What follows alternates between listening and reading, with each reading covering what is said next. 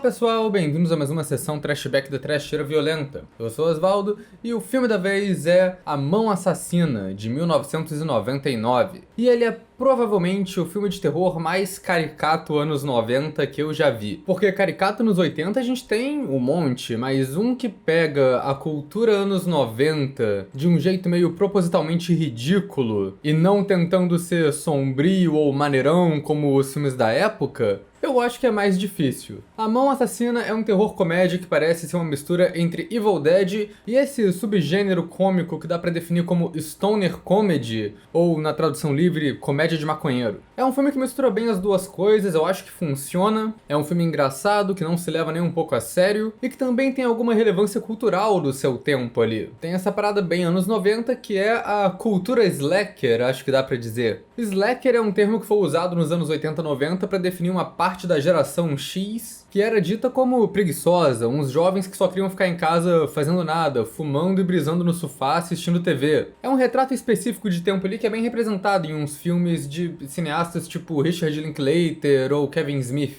E A Mão Assassina é meio que isso, é um comédia-terror slacker. Mas ele é slacker na temática e um pouco na atitude também. É um filme que não se importa tanto com o que tá rolando na própria trama, e acho que ele consegue se safar de muita coisa por conta disso. E ele também vem em outra leva, outra tendência do terror ali da época, que é o terror comédia adolescente pós-pânico. Então ele tem muito momento de autoconsciência, e eu não tenho dúvida de que esse filme só foi feito desse jeito na época por causa do sucesso de Pânico. Porque ele é um filme tão estúpido e fora da curva em alguns aspectos que eu duvido que ele seria feito em qualquer outro momento. Quem dirigiu esse filme foi um cara chamado Rodman Flender, que também dirigiu Leprechaun, o Duende 2, mas eu acho que de fato A Mão Assassina é o grande hit dele. Hit mais ou menos, né? Porque ao mesmo tempo que ele parece ser uma obra bem autoral, parece que o diretor fez exatamente o que ele queria aqui, o filme foi um fracasso de bilheteria e de crítica na época, né? O filme tem um pouquinho assim de produção problemática, teve final que foi modificado, mas eu acho que em questão de tom, A Mão Assassina é um sucesso, é uma trecheira divertida, equilibra bem o terror e a comédia, e talvez por isso de uns anos pra cá ele tem virado um pouco de um cult classic. Acho que ajuda também que ele tem um elenco bem marcado anos 90, bem reconhecível, e porque, como eu disse, ele tem muito a identidade da década. Talvez se algum dia a galera do terror superar a nostalgia anos 80 e migrar para uma nostalgia anos 90, a gente veja o Mão Assassina sendo redescoberto propriamente, né? Antes de falar mais sobre o filme, vou pedir para vocês se inscreverem no canal se vocês não forem inscritos ainda. Comentem embaixo se vocês já assistiram A Mão Assassina, o que vocês acham desse filme. Deixem outras recomendações de filmes pra gente falar aqui no canal também. E acompanhe a gente nas redes sociais, os links estão aí embaixo na descrição do vídeo. Se você gosta do nosso trabalho aqui na Trasheira, então seja membro. Quando você é membro, você ganha acesso a conteúdo exclusivo, ganha acesso a alguns vídeos antes da hora quando for possível. Esse não é o caso porque eu tô gravando ele bem em cima da hora, mas os outros vídeos geralmente têm saído mais cedo para membros. Os membros também escolhem filmes através de votação. A Mão Assassina foi uma escolha de membros. E claro, quando você é membro, você também apoia a gente, né? O que é sempre bem importante para manter aí os 2 vídeos por semana. Se são trashback, os spoilers estão sempre liberados, então estejam avisados e vamos nessa, né? O protagonista de A Mão Assassina é Anton Tobias, interpretado pelo Devon Sawa, protagonista de Premonição também, e eu provavelmente só vou me referir a ele pelo nome do ator mesmo. A primeira cena do filme mostra os pais de Anton sendo assassinados por algum assassino misterioso, e depois disso o filme tem uma introdução grande mostrando a vida do Anton, que estabelece ele como um grande estereótipo, caricatura do slacker anos 90. Devon Sawa dorme no sótão de casa em um quarto que parece quase todo improvisado. E ele é muito apático, ele não liga pra nada, ele não percebe nada. Ele demora muito tempo de filme pra entender que os pais dele foram assassinados. Esse começo de filme todo é ele acordando, andando pela casa que tá toda suja de sangue sem perceber, colocando desenho animado pra passar na televisão, porque é tudo que ele quer fazer, sentar na frente da TV e fumar um baseado. A única coisa que faz ele se mover do sofá é quando ele percebe que acabou a maconha dele e ele quer ir na casa do amigo pegar mais. Tudo isso estabelece ele como um personagem que é extremamente esforço mínimo pra tudo. Ele só sai de casa com a roupa que ele tá usando pra dormir mesmo. E isso é uma caracterização visual bem engraçada, que o cara é tão preguiçoso que ele não muda de roupa o filme todo, ele só acrescenta peças ao figurino dele. Ele bota um casaco pra sair de casa e sai sem calça pra ir na casa do amigo. Ele tá sempre com a mesma camisa o filme inteiro, quando ela suja de sangue ela continua suja. Aí ele pega uma calça emprestada com um amigo. Aí tem uma cena que ele tá num fast food que ele pega pega um casaco de uniforme do fast food e ele continua usando aquilo o filme inteiro. Ele só vai acrescentando peça de roupa porque parece que ele não se importa o suficiente pra tirar aquilo que ele coloca. E boa parte do humor do filme nesse começo vem de como esse personagem não liga pra nada.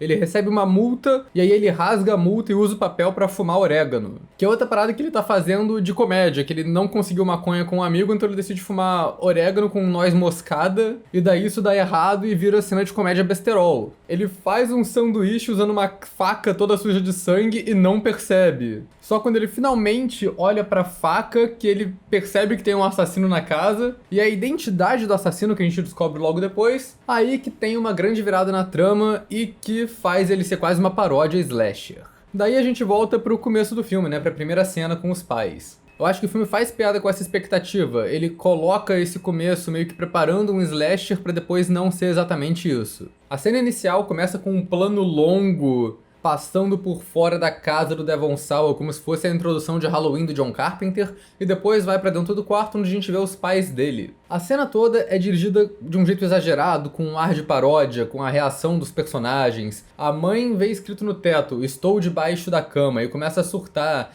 e aí manda o pai investigar barulhos na casa, esse tipo de coisa. Bem comportamento clichê de slasher que o Pânico fazia piada. Mas é uma cena legal que dá uma volta bem grande, deles estabelecendo o perigo debaixo da cama, e aí mostram que não tem perigo embaixo da cama. O pai vai procurar alguma coisa na casa e desaparece. A mãe descobre que o pai foi atacado e quando ela volta pro quarto, aí sim o perigo debaixo da cama está debaixo da cama. É esse tipo de cena que se ela fosse, sei lá, um curta-metragem de 10 minutos, eu acho que já seria funcional como um terror engraçadinho, sabe? A gente imagina que é um assassino slasher escondido na casa, que o Devon Sawa, por ser um adolescente folgado meio imprestável, não prestou atenção que tinha alguém escondido lá, mas quando os amigos dele chegam na casa e veem o corpo dos pais do protagonista, eles rapidamente começam a juntar pistas de que o próprio Anton é o assassino. O nome dele tá escrito em sangue no chão, tem um pedaço da camisa rasgada dele na mão dos pais, e a gente descobre ali junto com os personagens e junto com o próprio Anton que ele que matou a galera. E isso eu acho legal porque é muito subversivo. Não só o assassino é o protagonista que a gente estava acompanhando esse tempo todo, como o filme estabelece ele como tão imprestável e folgado que a gente nem acredita que ele mataria alguém. Não por ele ser uma pessoa íntegra, mas só porque matar alguém daria muito trabalho pra esse personagem.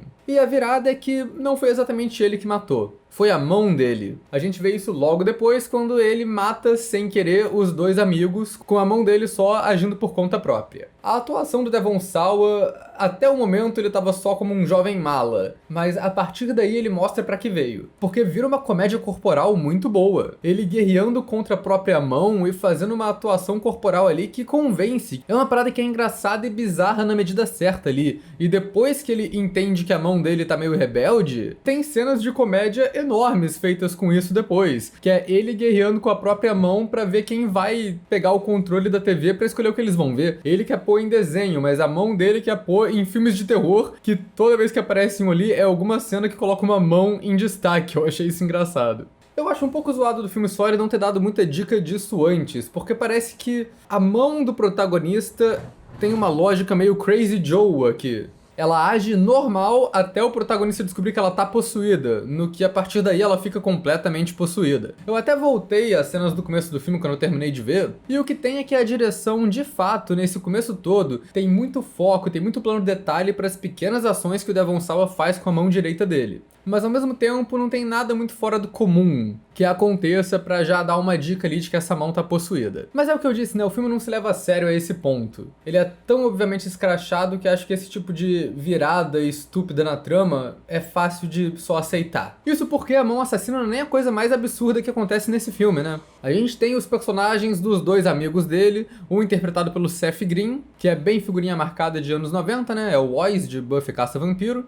E o outro é o ator que faz o Fog Nelson na série do Demolidor. Esses dois, fazendo os amigos que são também slackers igual o Devon Sawa, são os amigos maconheiros, eles roubam completamente a cena do filme. E o Devon Sawa mata eles bem rápido no filme, com efeitos muito bons. Isso, na verdade, é uma parada que esse filme me surpreendeu, como tem muita cena de morte diferente, divertida, e como os efeitos deles são muito bem feitos e são sempre uma mistura de grotesco com cômico. O efeito de decapitação é uma parada que é surpreendentemente boa pra um filme trash de anos 90, sabe? Que faz um efeito digital até que funciona. Mas a parada genial do filme não é nem que ele mata os amigos, é que os amigos voltam como zumbis algumas cenas depois. E é até engraçado como o filme brinca com o tom, né? Porque a cena deles voltando como zumbi é filmada como se fosse um terrorzão, se eles estivessem voltando pra vingança. Só que a questão é que eles só voltam sem objetivo, eles não querem se vingar do Devon Sawa nem nada. A justificativa que rola é que, cara, eles tinham que andar demais até a luz no fim do túnel pra passar por paraíso ou sei lá pra onde que eles iam, e aí eles são tão preguiçosos que eles só resolveram ficar na Terra como zumbi mesmo. E é isso, esse é o máximo de explicação que a gente precisa e é o tipo de filme que você só aceita porque é a piada, tá ligado?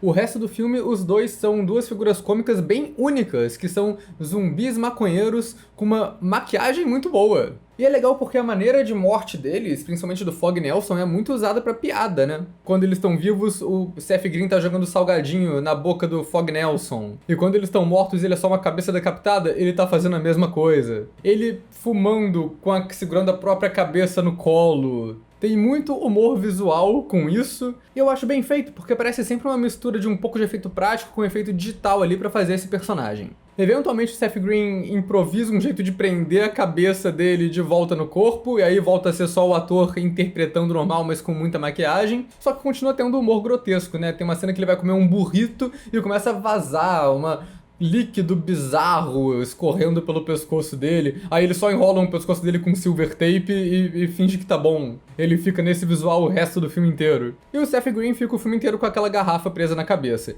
Eu achei que isso fosse ser relevante em algum momento, que ele fosse tirar a garrafa, que a garrafa fosse abrir e fosse começar a sair sangue. Mas não. Tem até uma cena quando eles estão no duto de ar, que a garrafa fica presa em um lugar e parece que vai ser um empecilho de alguma maneira, mas ele só resolve isso meio rápido e a garrafa nunca é relevante. Ainda tem um pouquinho de uma parte ali que tem uma inspiração num slasher no filme, com esses personagens que você sabe que só existem pra morrer. Acho que o principal disso são os dois policiais. São dois ex-nerds do colégio que foram excluídos pelo protagonista, mas que agora eles são policiais e se vingam dele fazendo abuso de poder. Um dos policiais, inclusive, é interpretado pelo Sean Wallen, que é figurinha marcada em vários filmes de terror. Eventualmente, os policiais descobrem os amigos zumbis, acham que o Devon Sawa é o assassino e vão prender ele, e aí tem essa cena dele com a mão zoada matando os dois com uma agulha de tricô, que foi bem preparada lá na primeira cena do filme com a mãe dele tricotando, e ele tava tentando manter a mão assassina ocupada pra não matar mais ninguém ali fazendo tricô.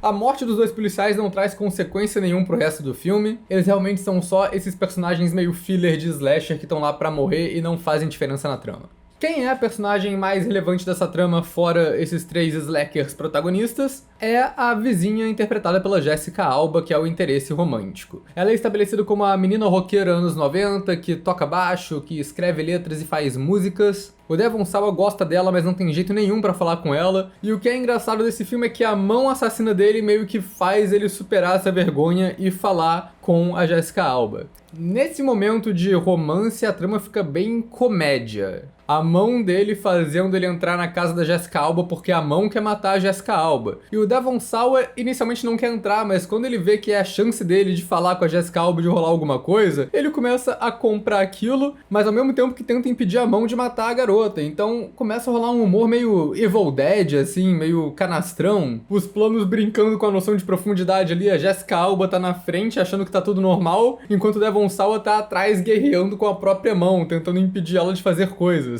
Mas ele tem que fingir que tá tudo normal também quando ela olha pra ele, né? Então isso é engraçado. Essa cena toda é a comédia besta nos 90, assim. É a mão assassina pegando na bunda da Jessica Alba e ela achando ousado, achando que o Devon Sawa, tímido daquele jeito, não ia ter coragem pra isso. Aí o Devon Sawa começa a amarrar a mão na própria cama quando ele tá lá pegando a Jessica Alba, pra mão não matar ele, mas a Jessica Alba acha que é fetiche e entra na brincadeira. É aquilo, eu acho que de tudo que é fantástico que acontece nesse filme, eu acredito mais na mão matando gente possuída do que nesse romance. Porque, cara, não só a Jessica Alba parece muita areia pro caminhãozinho dele, como o Devon Sawa, ele não toma banho, não muda de roupa o filme inteiro, tá ligado? Esse moleque tá todo sujo de sangue, tá fedendo provavelmente. Eu não acredito que a Jessica Alba teria todo esse tesão nele. Mas aí vai da parte da comédia da coisa, né? Que o Devon Sawa só tem coragem pra falar com a garota por conta da mão assassina e meio que consegue uma namorada e um relacionamento através dessa maldição que caiu em cima dele. Isso é engraçado.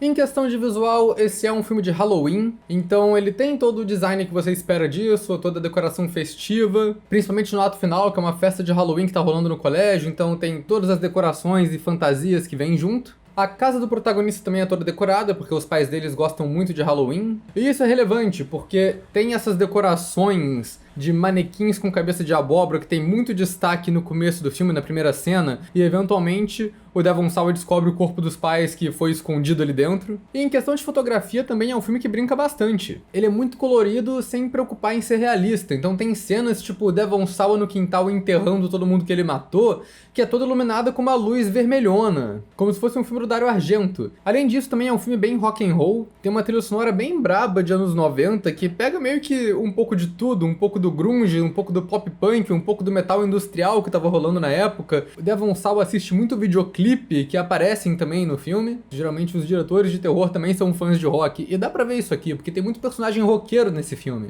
Um monte de personagem usando camisa de banda. Tem uma cena que a mão ataca um casal que tá transando dentro do carro, e os dois estão fantasiados de Kiss enquanto estão ouvindo o New York Groove do Ace Frehley. A festa de Halloween no colégio, quem tá tocando lá é o Offspring, e a mão assassina mata o Dexter Holland arrancando o escalpo dele. Tem um personagem que todo o lance dele é o rock, né, que é o vizinho metaleiro. Ele é meio que o vizinho bolado, o metaleiro mal encarado, tu espera que ele vai ouvir thrash metal, heavy metal tradicional, até às vezes, como é anos 90, um metal extremo.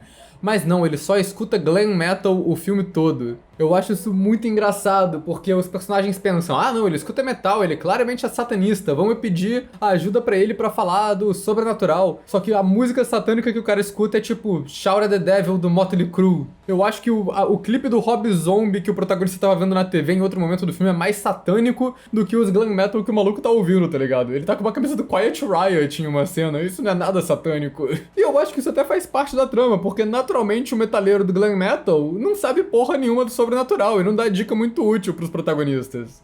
Mas tem uma trama sobrenatural de fato que vai sendo explicada ali. Isso porque a Vivica A. Fox de Kill Bill também tá nesse filme. Ela tem uma apresentação bem legal de personagem, que ela é uma freira que tá indo numa delegacia falar com um assassino. Ela chega lá e vê um assassino com uma mão toda podre e percebe que a entidade da mão pulou de corpo. E daí ela começa a xingar e a tirar a roupa de freira. A gente percebe que ela é uma freira falsa. Ela tem vários disfarces que ela usa ali, porque na real ela é uma druida que é uma caçadora sobrenatural que tá indo atrás dessa entidade que possui a mão das pessoas. Ela calcula ali, vê onde todos os ataques de assassino misterioso aconteceram, que formam um pentagrama no mapa, e assim ela chega na cidadezinha onde tá rolando o filme. Ela é o máximo de um professor enredo que a gente tem nesse filme, ainda assim ela não explica muita coisa. O filme não perde tempo com justificativas complexas e nomes de entidade, nem nada disso, o que eu aprecio bastante. Por que a mão do Devon Sawa ficou possuída? Foi algum ritual? Foi alguma coisa que aconteceu? Não. O metaleiro fala mais cedo no filme uma expressão que é basicamente mente vazia, oficina do capeta. Só que essa expressão no inglês é um pouco diferente da tradução que a gente tem aqui como ditado popular, né? Ela é mais ou menos mão desocupada, ferramenta do diabo. O filme todo é uma piada com essa expressão, porque o personagem do Devon Sawa é tão folgado, faz porra nenhuma da vida, que a mão dele ficou vazia, ficou desocupada e acabou virando literalmente a ferramenta do diabo. Essa constatação que o metaleiro faz no começo é meio de piada, mas eventualmente a Vivica Fox, mais pro final do filme, confirma isso, que ela fala algo tipo, o diabo escolhe um filho da puta muito preguiçoso pra possuir a mão dele, porque ele não tá usando a mão pra nada. E é isso, a grande justificativa pro filme acontecer é um tipo de trocadilho mais ou menos feito com um ditado popular, e eu acho isso maravilhoso. A Vivica Fox vai pro boliche da cidade, e o metalheiro vai dar em cima dela, comenta do Devon Sawa com a mão esquisita dele e decide levar ela até o Devon Sawa, num roteiro bem construído ali, pelo menos até onde a relação de personagens vão. Quando eles finalmente se encontram no ato final, a gente descobre que ela não quer salvar o Devon Sawa, ela quer matar ele com uma adaga mágica pra interromper a entidade, mas a essa altura o Devon Sawa já cortou a própria mão fora, então ele não tá mais com a entidade no corpo, ela virou uma parada separada.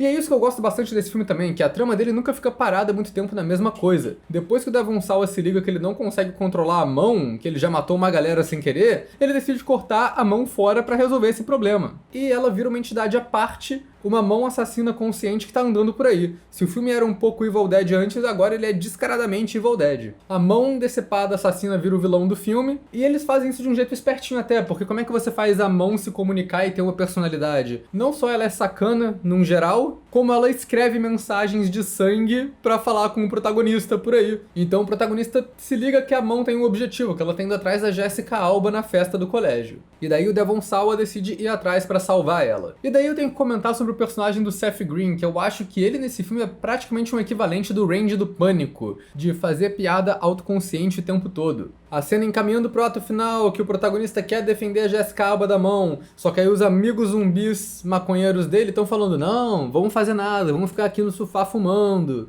E o Devon Sawa, pra mostrar o crescimento de personagem, decide que ele parou, ele não quer mais ficar fazendo nada, ele vai tomar uma atitude agora. Só que quando ele tá no meio da epifania dele, fazendo um discurso sobre como ele superou isso, o Seth Green interrompe e fala, pô, brother, já entendeu, não precisa desse discurso não. Só vamos lá tentar salvar a garota mesmo. O que eu achei engraçado, porque é um jeito do filme meio que cortar a parte cafona óbvia dele com um personagem autoconsciente ali que só fala, tá, vambora, vamos seguir porque interessa. Nessa parte final, os efeitos continuam muito bons, agora são os efeitos da mão andando sozinha por aí. E tem momentos bem gráficos aqui.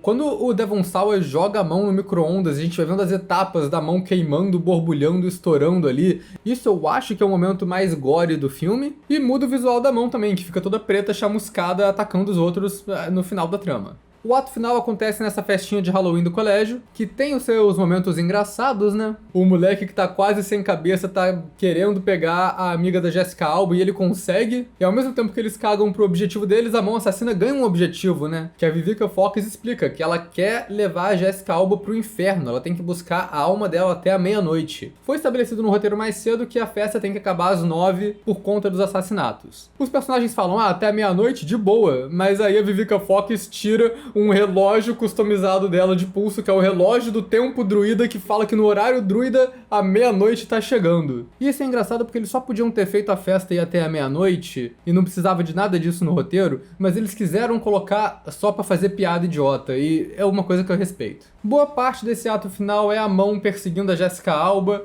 que tem essa coisa legal, né, que a Jessica Alba tá vestida de anjo, enquanto a amiga dela tá vestida de diabo, eu achei engraçadinho. Tem uma perseguição enorme nos dutos de ar do colégio, que eventualmente as duas têm que passar por um ventilador gigante ali, e a amiga tem uma morte extremamente elaborada e improvável. Que a mão enforca ela pelo ventilador, e quando a mão religa o ventilador, ele puxa ela pra cima e fatia a garota toda. Porque assim, um bagulho pesado, industrial desses devia só ter cortado o chicotezinho de fantasia vagabunda que ela tava usando ali, né? Não era pra matar a garota, mas pelo menos é uma cena slasher divertida. E a partir daí que o filme muda, que tem a questão do final que foi regravado. O final original tem extra de DVD, dá pra ver no YouTube. Ele seria na piscina do colégio, com a Jessica Alba pendurada no trampolim em cima de um portal pro inferno que surgiu ali. É uma cena muito mais viajada, que os personagens vão tentar ajudar e aparece um monte de mão da parede que segura eles, como se fosse o inferno do Zé do Caixão. O Devon Sawa no final decide se sacrificar pra salvar a Jessica Alba, mas os produtores acharam que esse final todo tava sério demais e fora de tom com o resto do filme, então eles mudaram pro final que tá no filme de fato. Mas enfim, o final do filme foi refeito pra ficar com menos terror e com mais comédia stoner. A própria mão assassina vira comédia completa, que nesse ato final ela entra numa marionete que achou numa sala de artes, e daí fica com um visual bem estúpido, porque o vilão acaba sendo um bonequinho de palhaço que a mão tá controlando por dentro. E ao invés do final épico na piscina com o portal do inferno aberto, acaba sendo um final mais ridículo, que é na oficina do colégio, a Jessica Alba amarrada em cima de um carro numa armadilha mortal que vai esmagar ela em um pentagrama que tá no teto, que meio que vai ser o portal pro inferno. E nem tem, tipo, um visual de portal com chamas nem nada, é só uma coisa meio ridícula mesmo. Os amigos zumbis que no final original chegavam atrasados depois que a trama já estava resolvida, nesse final tem uma participação maior, que eles descobrem um bong feito de peça de carro convenientemente posicionado ali sem muita explicação na oficina do colégio, e eles têm que fumar maconha com ele pra ter força no final. Isso, na verdade, combina bem com o arco do Devon Sawa, né? Que no final parece que ele só larga tudo e decide ficar doidão ao invés de ajudar a Jessica Alba. até a gente perceber que não, isso faz parte do desenvolvimento dele, mas para ele tomar atitude, ele vai ter que fumar um pouco, que ele na real joga a fumaça toda pra mão ficar chapada e desativar a armadilha que fez pra Jessica Alba ali. E a cena toda parece que saiu de todo mundo em pânico, assim, que até o palhacinho que a mão tá controlando muda o rosto e parece que tá ficando chapadão ali. Então acho que o arco do Devon Sawa é um pouquinho melhor concluído, talvez, nessa versão. E é uma subversão também, né, que ao invés do final épico e infernal que devia rolar, a Vivica Fox só chega, joga a adaga mágica na mão, a mão explode num efeitinho vagabundo de fumaça, e o próprio Seth Green, fazendo comentários autoconscientes do filme todo, fala sobre como isso foi anticlimático. É o filme sendo autoconsciente aqui, mas de duas maneiras diferentes. O primeiro é uma piada sobre finais épicos de filme de terror, que é o que está sendo subvertido aqui, mas ganha uma camada a mais quando você sabe que era pro filme ter esse final épico, mas que foi modificado. E daí, no final original do filme, o Anton ia parar no hospital depois de pular pro portal do inferno, mas o portal fecha, então ele só cai na piscina vazia e se quebra todo. Eles mantiveram essa cena do hospital no final, mas tiveram que mudar o contexto, né? Porque com a mão explodindo numa nuvenzinha de fumaça e nada mais, não tinha como Devon Sawa sair fudido dessa situação. Então ele e a Jessica Alba começam a se pegar embaixo do carro que tá erguido, e os amigos zumbis maconheiros sem querer derrubam um carro em cima do Anton. Daí, ao invés de uma cena de sacrifício super dramática, o final vira shitpost. O que eu acho que combina com o tom do filme mesmo. E o filme termina com uma piadinha assim que amarra bem toda essa trama. Os amigos zumbis viram anjos da guarda do protagonista, mas continuam com essa atitude debochada, e o filme termina com o Devon Sawa no hospital olhando para aquele aviso do começo do filme no teto, que estou debaixo da sua cama. Ele começa a surtar, mas a gente vê os amigos, figura cômica, fazendo uma piadinha falando que foram eles que escreveram ali de sacanagem. E eu acho legal também que o Devon Sawa é um protagonista ok, que tem crescimento ao longo do filme, aprende a fazer coisas novas, a tomar atitudes e tudo mais. Mas quem rouba a cena é o Seth Green e o Fog Nelson, né? Então o filme terminar com os dois fazendo piadinha e indo embora, sei lá, vamos assombrar uma enfermeira agora que eles são fantasmas, é muito bom, porque de fato eles são os personagens que a gente vai lembrar depois que a gente viu esse filme. E esse é O Mão Assassina. Pra mim é com certeza um filme trash por estética, um desses filmes que tem uma premissa estúpida e que aproveita bem a estupidez dela, é bem engraçado, não tem medo de ser idiota. E acho que, apesar disso, também é um filme muito bem feito, nessa questão de trecheira proposital.